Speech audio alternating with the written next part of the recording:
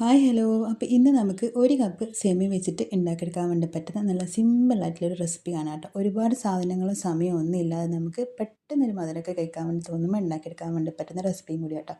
അപ്പോൾ എന്തായാലും ട്രൈ ചെയ്ത് നോക്കുക. ഇഷ്ടമായി കഴിഞ്ഞാൽ ലൈക്ക് ചെയ്യാനും സബ്സ്ക്രൈബ് ചെയ്യാനും ഷെയർ ചെയ്യാനും കമൻറ്റ് ചെയ്യാനും ഒന്നും മറക്കല്ലേ. അപ്പോൾ നമുക്കിതാ ഒരു പാത്രത്തിലേക്ക് 2 ടീസ്പൂണോളം ഗീ ഒഴിച്ചെടുക്കാം കേട്ടോ. എന്നിട്ട് ആ ഒരു നെയ്യ് ഒന്ന് ചൂടായിട്ട് വന്നതിന് ശേഷം നമുക്കതിലേക്ക് ഒരു 5-6 കാഷ്യൂ നട്ട്സ് ഒന്ന് ചെറുതായിട്ടൊന്ന് കട്ട് ചെയ്തിട്ട് കൊടുത്തിട്ട് അതൊന്ന് നന്നായിട്ട് വറുത്തെടുക്കണം. കളറൊന്ന് മാറ്റിയെടുത്താൽ മതി കേട്ടോ. ഒരുപാട് അങ്ങ് വറുത്ത് കറുത്ത് പോകണ്ട. കളർ ചെറുതായിട്ടൊന്ന് മാറി വന്നതിന് ശേഷം ഇതുപോലെ ആക്കിയാൽ നമുക്കിത് വേറൊരു പാത്രത്തിലേക്ക് മാറ്റി കൊടുക്കാം. ഇനി നിങ്ങളുടെ കയ്യിൽ നട്ട്സ് ഒന്നും ഇല്ലയെന്നുണ്ടെങ്കിലും കുഴപ്പമൊന്നുമില്ല കേട്ടോ. നമുക്ക് നമ്മളെ തേങ്ങാക്കൊത്തുണ്ടല്ലോ, തേങ്ങ ഒന്ന് ചെറുതായിട്ടൊന്ന് കട്ട് ചെയ്തിട്ട് അത് ചേർത്ത് കൊടുത്തിട്ടും അതും ഇതുപോലെ ഇങ്ങനെ വറുത്തിട്ട് നമുക്കിതിലേക്ക് ചേർത്ത് കൊടുക്കാൻ വേണ്ടി പറ്റുമേ. അപ്പോൾ ഇനി നമുക്കിതാ അതേ എണ്ണയിലേക്ക് തന്നെ ഒരു നേന്ത്രപ്പഴമായിട്ട് ഇട്ടെടുക്കുന്നത്, ചെറുതായിട്ട് കട്ട് ചെയ്തിട്ട് നേന്ത്രപ്പഴം ഇട്ടെടുക്കുന്നുണ്ട്. മീഡിയം സൈസുള്ള നേന്ത്രപ്പഴമാണ് എടുത്തിട്ടുള്ളത്. അപ്പോൾ നന്നായിട്ട് പഴുത്തിട്ടുള്ള പഴം തന്നെ എടുക്കാൻ വേണ്ടി പ്രത്യേകം ശ്രദ്ധിക്കുക. അതാകുമ്പോൾ നല്ല ടേസ്റ്റായിട്ട് ഉണ്ടാകാനും. അപ്പോൾ പഴം കൂടി ചേർത്തിട്ട് നമ്മൾ നന്നായിട്ടൊന്ന് വഴറ്റിയെടുത്തിട്ട് അതിന് കളറൊന്ന് മാറ്റിയെടുക്കുന്നുണ്ട്. ചെറുതായിട്ടൊരു ഗോൾഡൻ ബ്രൗൺ കളറായി കഴിഞ്ഞാൽ നമുക്കിത് എണ്ണയിൽ നിന്ന് അങ്ങ് മാറ്റി കൊടുക്കാം. അപ്പോൾ ഇപ്പോൾ ഇതാ പഴത്തിൻ്റെ കളറൊക്കെ ഒന്ന് മാറിയിട്ടുണ്ട്. പഴമൊക്കെ ഏകദേശം നന്നായിട്ടൊന്ന് കുക്കായിട്ട് വന്നിട്ടുണ്ട്. നമ്മളിതാ പാത്രത്തിൽ മാറ്റി കൊടുക്കുന്നുണ്ട്. ഇനി അതേ പാനിലേക്ക് തന്നെ നമ്മളിതാ ഒരു കപ്പ് സേമിയയായിട്ട് ഇട്ടെടുക്കുന്നത്. സേമിയ നന്നായിട്ടൊന്ന് വറുത്തെടുക്കാം. കളറൊന്ന് ചെറുതായിട്ടൊന്ന് മാറി നമ്മൾ പായസത്തിനൊക്കെ റെഡിയാക്കി എടുക്കൂലേ, ആ രീതിക്കാട്ടോ ആക്കിയെടുക്കേണ്ടത്. ഇനി നിങ്ങളുടെ കയ്യിൽ വറുത്തിട്ടുള്ള സേമിയ ഉണ്ടെങ്കിൽ നമുക്ക് അതും ഇതിനായിട്ട് എടുക്കാം കേട്ടോ. വറുത്തുള്ള സേമിയ ആണെങ്കിൽ നമുക്ക് ഇങ്ങനെ വറുക്കേണ്ട ആവശ്യമില്ല. നമുക്ക് നേരിട്ട് അതിലേക്ക് വെള്ളം ഒഴിച്ചിട്ട് വേവിച്ചിട്ട് എടുക്കാൻ വേണ്ടി പറ്റും കേട്ടോ. അപ്പം വറുക്കാത്ത സേമിയ ആയതുകൊണ്ടാണ് ഞാനിപ്പോൾ ഇതുപോലെ ഇങ്ങനെ വറുത്തെടുക്കുന്നത്. അപ്പോൾ ചെറുതായിട്ടൊന്ന് കളറൊന്ന് മാറ്റിയിട്ട് നമ്മൾ പായസത്തിനൊക്കെ റെഡിയാക്കി എടുക്കുന്ന ആ ഒരു രീതിക്ക് മതിയാവും. ഒരുപാട് കളർ മാറ്റിയെടുക്കണ്ട കേട്ടോ. അപ്പോൾ നമുക്ക് ലോ ഫ്ലെയിമിലിട്ട് ഇതുപോലെ ഇങ്ങനെ ഇളക്കിക്കൊണ്ടേ നിൽക്കുക. പെട്ടെന്ന് കളറങ്ങ് മാറി കിട്ടിക്കോളുവേ. അപ്പോൾ ഇപ്പോൾ ഇതാ സേമിയൊക്കെ നമ്മൾ ഏകദേശം ഒന്ന് വറുത്ത് കളറൊക്കെ ഒന്ന് ചെറുതായിട്ടൊന്ന് മാറി തുടങ്ങിയിട്ടുണ്ട്. ഇനി ഇതിലേക്ക് നമുക്ക് ഒരു കപ്പ് വെള്ളം ഒഴിച്ചെടുക്കാം കേട്ടോ. സാധാരണ നോർമൽ വാട്ടർ, ചൂടുവെള്ളമൊന്നുമില്ല കേട്ടോ. വെള്ളം ഒഴിച്ച് കൊടുത്തിട്ട് ഒന്ന് വെന്ത് വരണം. ആ ഒരു സമയത്താട്ടോ നമ്മളതിന് ബാക്കിയുള്ളതൊക്കെ ചേർക്കുന്നത്. അപ്പോൾ ഇതൊന്ന് വെന്ത് വരുന്ന ആ ഒരു സമയത്തിന് നമുക്കിതിലേക്ക് ഒരു ഏലക്കായ ഒന്ന് ചെറുതായിട്ടൊന്ന് പൊടിച്ചിട്ട് ചേർത്ത് കൊടുക്കാം. അതിൻ്റെ കൂടെ തന്നെ ഒരു പിഞ്ചോളം ഉപ്പും കൂടിയും ചേർത്ത് കൊടുക്കാം കേട്ടോ. എന്നിട്ട് എല്ലാം കൂടി നന്നായിട്ടൊന്ന് മിക്സ് ആക്കി എടുത്തതിന് ശേഷം നമുക്ക് നന്നായിട്ടൊന്ന് വേവിച്ചെടുക്കാം. എന്നിട്ട് പിന്നെ വെള്ളം ഒന്ന് വറ്റിയതിന് ശേഷം നമുക്കിതിലേക്ക് മധുരത്തിന് ആവശ്യമായിട്ടുള്ള പഞ്ചസാര അല്ലാന്നുണ്ടെങ്കിൽ വെള്ളവും ചേർത്ത് കൊടുക്കാം കേട്ടോ. അപ്പോൾ ഇത് നമ്മൾ നന്നായിട്ട് ഇളക്കിയെടുത്തതിന് ശേഷമാണ് അതിലേക്ക് ഏലക്കായ ചേർക്കുന്നത്. ഉപ്പും കൂടിയും ചേർത്തിട്ടുണ്ട്. ഉപ്പ് ഒരുപാട് ചേർക്കണ്ട, കാരണം സേമിയത്തിലും ചെറുതായിട്ട് ഉപ്പൊക്കെ ഉണ്ടാവും. അപ്പോൾ അതുകൊണ്ട് തന്നെ ഒരു പിഞ്ചോളം ചേർത്താൽ മതി. നന്നായിട്ട് ഇളക്കി കൊടുക്കുന്നുണ്ട്. എന്നിട്ടൊന്ന് വറ്റിച്ചെടുക്കാം കേട്ടോ. വെള്ളം നന്നായിട്ടൊന്ന് വറ്റി കുറുകി വന്നതിന് ശേഷം നമുക്കിതിലേക്ക് മധുരത്തിന് ആവശ്യമായിട്ടുള്ള പഞ്ചസാര വേണമെന്നുണ്ടെങ്കിൽ നിങ്ങൾക്ക് പഞ്ചസാര ചേർക്കാം. ഇനി വെള്ളം വേണമെന്നുണ്ടെങ്കിൽ വെള്ളവും ചേർക്കാം കേട്ടോ. വെള്ളം ഒന്ന് ചെറുതായിട്ടൊന്ന് മെൽറ്റാക്കിയിട്ട് ഇതിലേക്ക് ചേർത്ത് കൊടുത്താൽ മതി. ഒരു കപ്പ് വെള്ളത്തിൽ നമുക്ക് എത്രയും മധുരത്തിനുള്ള ആവശ്യത്തിനുള്ള വെള്ളം എടുക്കാം കേട്ടോ. 1-2 പീസ് മതിയാവും. നല്ല മധുരം ഉണ്ടാവും കേട്ടോ. അങ്ങനെയാണെന്നുണ്ടെങ്കിൽ ഇനി വെള്ളത്തിൻ്റെ പൊടിയാണെന്നുണ്ടെങ്കിൽ നമുക്കിത് ഇതുപോലെ തന്നെ അങ്ങ് ഒഴിച്ച് കൊടുക്കാം. അതിന് കൂടെ തന്നെ ഒരു 1/2 കപ്പ് ചൂടുവെള്ളം കൂടി ഒഴിച്ചെടുക്കാൻ വേണ്ടി ശ്രദ്ധിക്കാം കേട്ടോ.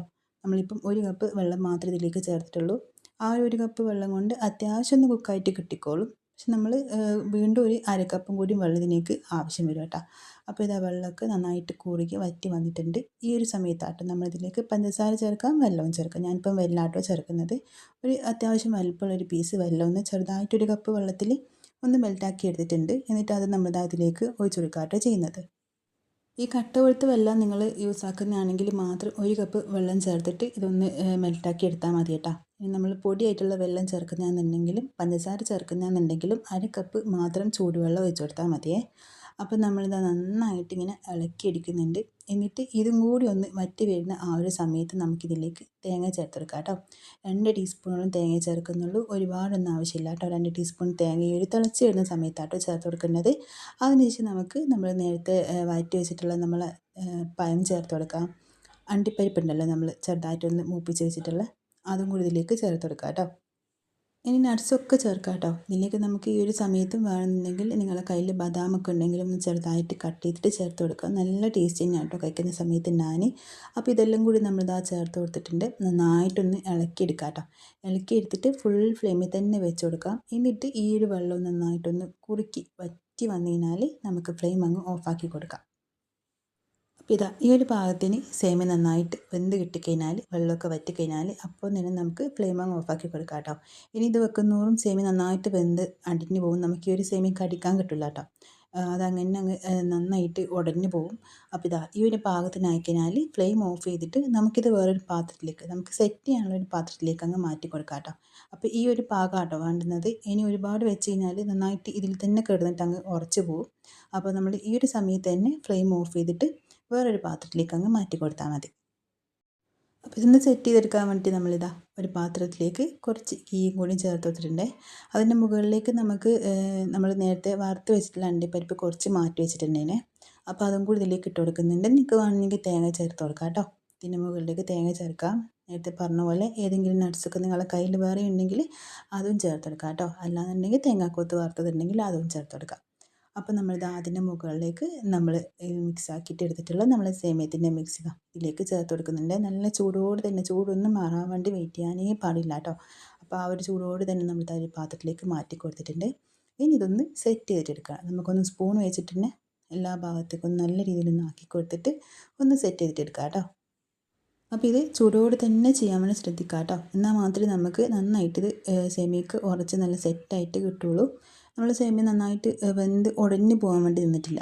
ഈ ഒരു പാകത്തിന് നമുക്ക് കടിക്കാൻ കിട്ടുന്ന ആ ഒരു പാകത്തിനാട്ടോ റെഡിയാക്കി എടുത്തിട്ടുള്ളത്. അപ്പം വെള്ളത്തിൻ്റെ അളവൊക്കെ കറക്റ്റ് ചേർക്കുക. അല്ലാന്നുണ്ടെങ്കിൽ സേമിയക്ക് ആകെ അങ്ങ് വെന്ത് കുഴഞ്ഞു പോകട്ടെ, നമുക്ക് കടിക്കാൻ കിട്ടില്ല. ഇതെന്താണെന്ന് പോലും നമുക്ക് മനസ്സിലാകാത്തൊരു ഇതിലായിട്ട് ഉണ്ടാകാൻ. അപ്പോൾ ഇനി നമുക്കിന്ന് വെയിറ്റ് ചെയ്യാം കേട്ടോ. അപ്പോൾ ചൂടൊക്കെ ഒന്ന് ആറി വന്നതിന് ശേഷം നമ്മളിതാ ഇതുപോലെ ഒന്ന് സൈഡിൽ നിന്ന് ഇളക്കി കൊടുക്കുന്നുണ്ട്. അതിന് ശേഷം വേറൊരു പാത്രത്തിലേക്ക് അങ്ങ് മാറ്റി കൊടുക്കാം. ഇനി ഇഷ്ടമുള്ള രീതിക്ക് കട്ട് ചെയ്തിട്ട് കഴിക്കാം കേട്ടോ. നല്ല ടേസ്റ്റി ആയിട്ടും സിമ്പിളായിട്ടും വെറും ഒരു കപ്പ് സേമിയ വെച്ചിട്ട് നമുക്ക് ഉണ്ടാക്കിയെടുക്കാൻ വേണ്ടി പറ്റും നല്ലൊരു സ്നാക്കിൻ്റെ റെസിപ്പി ആട്ടോ. പായസമൊക്കെ ഉണ്ടാക്കിയെടുക്കുമ്പോൾ ഇടയ്ക്ക് ഇതുപോലെ ഒന്ന് ട്രൈ ചെയ്ത് നോക്കുക. നമ്മൾ പായസം തന്നെ അങ്ങ് മറന്നു കേട്ടോ. ഇതിൻ്റെ ടേസ്റ്റ് അത്രയ്ക്ക് സൂപ്പറാണ്. അപ്പോൾ എന്തായാലും ട്രൈ ചെയ്ത് നോക്കുക. ഇഷ്ടമായി കഴിഞ്ഞാൽ ലൈക്ക് ചെയ്യാനും സബ്സ്ക്രൈബ് ചെയ്യാനും ഷെയർ ചെയ്യാനും കമൻറ്റ് ചെയ്യാനും ഒന്നും മറക്കില്ല കേട്ടോ. അപ്പോൾ നമുക്ക് മറ്റൊരു നല്ലൊരു വീഡിയോ ആയിട്ട് പിന്നെ കാണാം. Bye, thank U.